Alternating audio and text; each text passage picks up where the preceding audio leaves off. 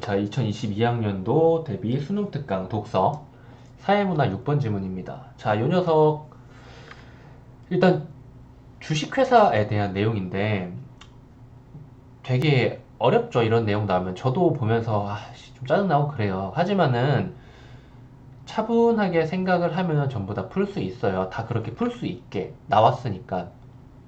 만약에 이게 어려워서 잘 못했다 그러면은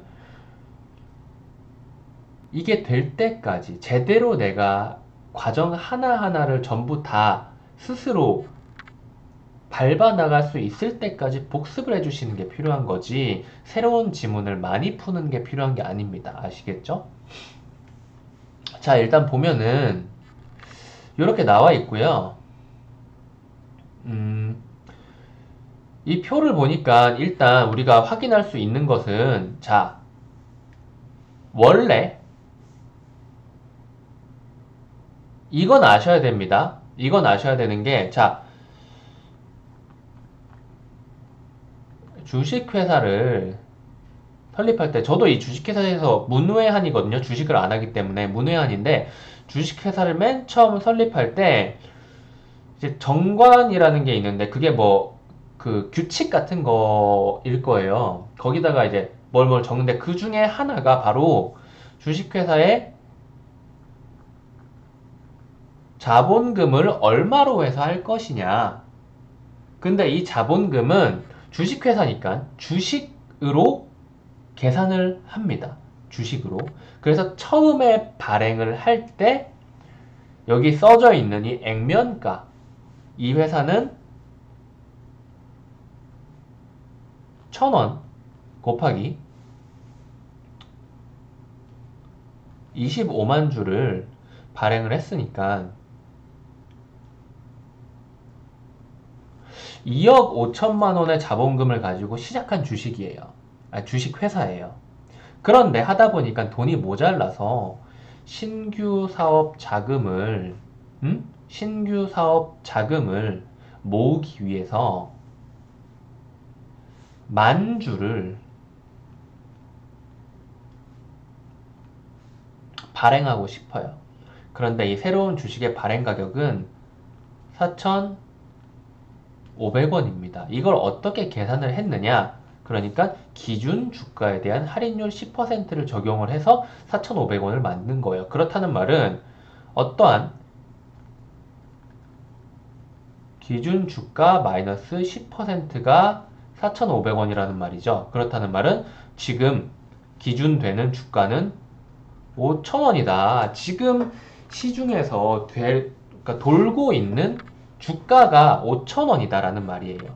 그래서 얘를 계산을 하니까 4,500만 원이 나와요. 그래서 이제 이 3번 선지를 보시면 증자 이후 이 회사의 자본금은 증자 이전에 비해 4,500만 원 더 증가하게 된다라는 말을 듣고 이거를 맞다라고 생각하셔서 틀리게 되는 겁니다. 이 3번이 답이에요. 왜냐하면 우리 언제나 국어 할 때는 기준을 잘 잡아야 된다 그랬어요. 이 자본금이라는 것은 액면가 곱하기 주식수라고. 그래서 1,000원 곱하기 25만 주 해가지고 2억 5천만 원이라고 말했습니다. 그런데 새로 발행하는 주식은 4,500원으로 적용을 해야 되나요? 이거는 자본금에 적용되는 액면가액이 아니고 그냥 사람들한테 파는 가격인 거죠. 그쵸?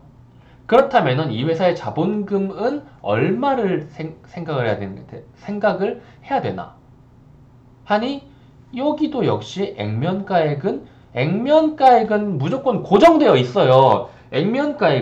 액면가액이 고정이 되어 있다는, 액면가액은 정관에 기재되어 있는 거기 때문에 고정이 되어 있어요. 그래서 액면가액은 1,000원인 거예요. 그래서 자본금은 1,000만 원 증가하게 되는 겁니다. 이제 주주 배정 후 일반 공모라는 게 있는데, 이게 몇 문단에 나와 있냐면은 이거 좀 이따, 그러니까 여기에서 일단 문제까지 다 풀어놓고 위 부분을 볼게요. 어디를 봐야 되는지. 그래서 주주 배정 후 일반 공모라는 것은, 자, 봐요. 상식적으로 생각을 해봐요. 5,000원에 팔리는 주식을 4,500원에 주겠대요. 이득이에요, 아니에요? 일단 지금 당장 500원, 10% 이득이죠. 꽁돈인 거죠. 그러면은 내가 이 주식회사의 입장이라면 전혀 상관도 없는 게 이득이잖아. 이런 이득을 사람들한테 주겠다라는 말인데 우리도 자본금을 늘리고 당신들도 이득을 볼 수 있게 해주겠습니다라는 말이잖아요. 아무 상관도 없는 사람들한테 이득을 주고 싶을까요? 아니면 원래 우리 회사의 우리 회사의 주식을 가지고 있던 우리 주주들에게 먼저 그 기회를 배정하는 게 더 좋을까요? 주주 배정을 먼저 한다 이거예요. 그 이후에 이 주주들이 만약에 만주를 다 못 사고 조금이 남게 된다면은 일반인들한테 팔겠다 이겁니다.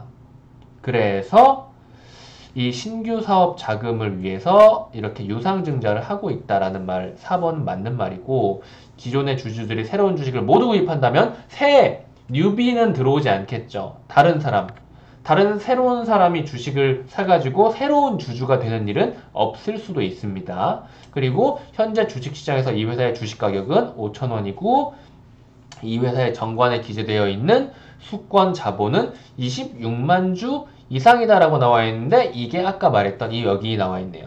이 회사의 증자는 수권 자본 내에서만 이루어지며 증자 과정에서 정관의 변경은 없다. 그러니까 수권 자본이 뭔지를 파악을 해야 되는데 이 수권 자본이란 아마 최대 주식 수 뭐 이런 의미로도 볼 수가 있을라나? 뜻을 제가 정확히 모르겠네요.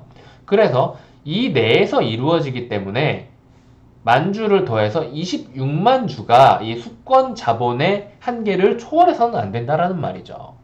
그래서 이것도 동그라미가 되는 겁니다. 그리고 얘는 동그라미가 아니라 X였던 거죠. 이제 윗부분을 갈 텐데요. 지문을 보면서 아까 우리가 풀었던 부분들을 좀 체크를 좀 해볼게요. 자, 보시면은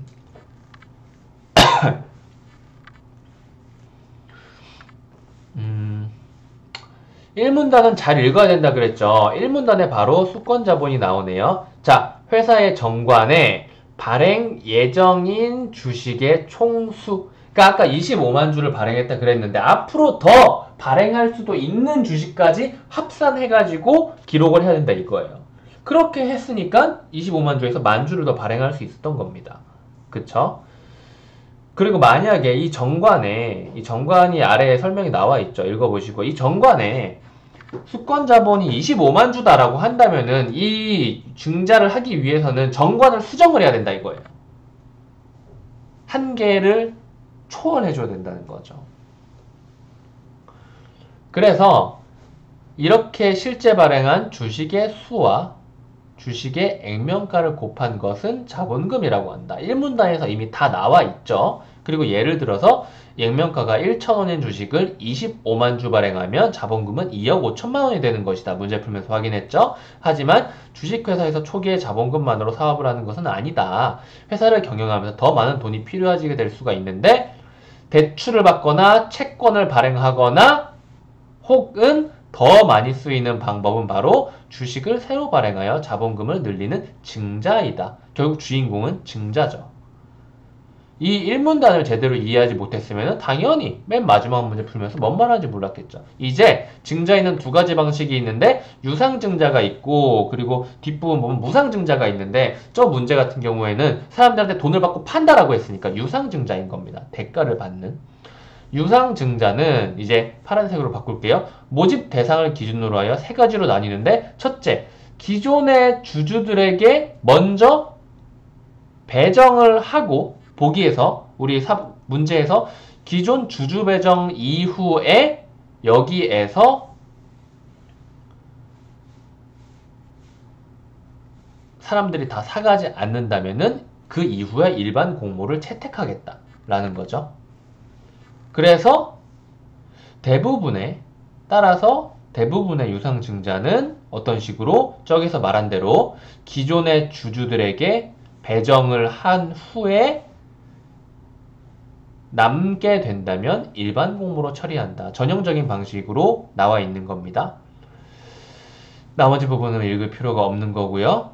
그리고 또한 유상증자는 새롭게 발행하는 주식 가격을 어떻게 정하느냐에 따라 액면 발행, 시가 발행으로 나오는데 저건 얼마였어요? 액면가가 1,000원이었으니까 1,000원으로 발행하지 않았죠. 액면 발행이 아니고 시가 발행을 한 겁니다. 현재 주식시장에서 거래되고 있는 가격을 기준으로 하여 거기에서 이제 몇 퍼센트를 빼거나 그런 식으로 해서 발행 가격을 정하는 건데 시가 발행 쪽을 다시 읽어봐야겠죠. 액면 발행 건너뛰고 시가 발행은 액면 가격과 시장 가격의 차액이 주주로 수익으로 가는 게 아니라 회사의 자본금이 아닙니다. 자본금은 액면가가 가는 거고 자본 잉여금 그러니까 아까 회사가 판 4,500원 중에서 1,000원이 액면가였고 나머지 3,500원은 1,000원인 액면가는 자본금으로 가는 거고 3,500만 원은 자본 잉여금으로 가게 되는 거다라고 하는 거죠. 그래서 문제를 어렵게 내려면 자본 잉여금까지도 다루면 더 어려워질 수 있었겠죠. 그리고 이런 식으로 팔게 된다면은 이를 다양하게 활용할 수 있습니다. 이 3,500원짜리 남는 3,500원을. 그래서 대부분의 회사들은 이러한 시가 발행을 택하고 있습니다. 하지만 어쩌고 저쩌고 여기까지가 이제 저 문제에서 필요한 정보였던 거죠. 그쵸?